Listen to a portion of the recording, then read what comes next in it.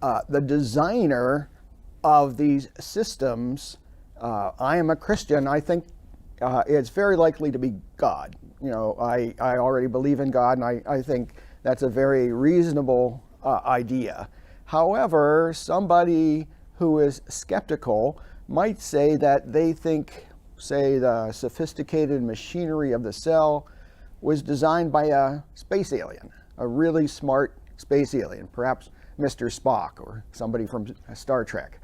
And that's because when you look at molecular machinery in the cell, or if you looked at a watch that William Paley talked about in his watchmaker argument, you can see the intelligence behind it, but there is no name inscribed on the mechanism. There's no names on the molecular machine or in the DNA of the cell.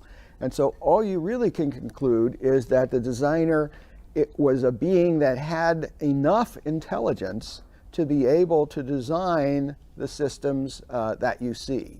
However, it might have much more intelligence too.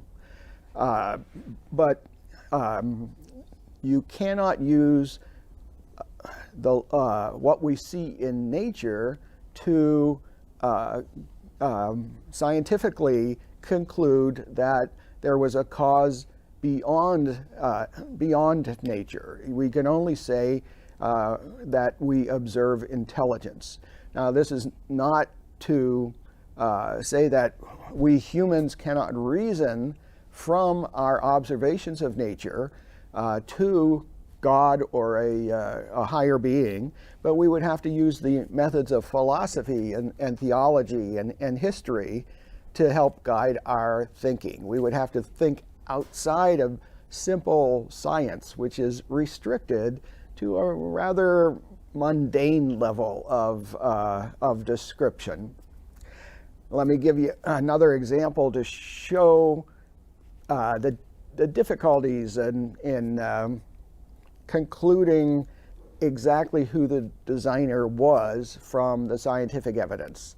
About 10 or 20 years ago, the journal Nature, which is the most prominent science journal in the world, published a fiction story by a science writer.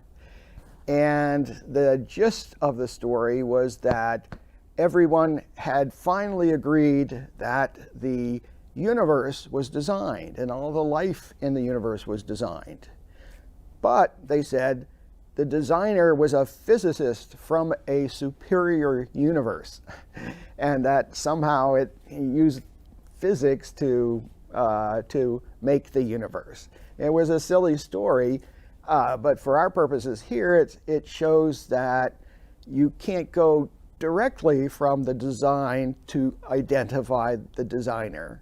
Who designed it, how it was designed, when it was designed, and a number of other questions are very interesting, and perhaps we can figure out the answers to them at some point. But the question of whether something was designed is completely separate from those, and you see that immediately in the system that you're observing. As a matter of fact, you wouldn't ask those other questions of who designed it, how it was designed, and so on, if you didn't know it was designed in the first place or really look like it was designed. So the question of design is separate from a scientific question of who the designer was. But I think philosophy and theology can certainly help us in inferring who the designer was.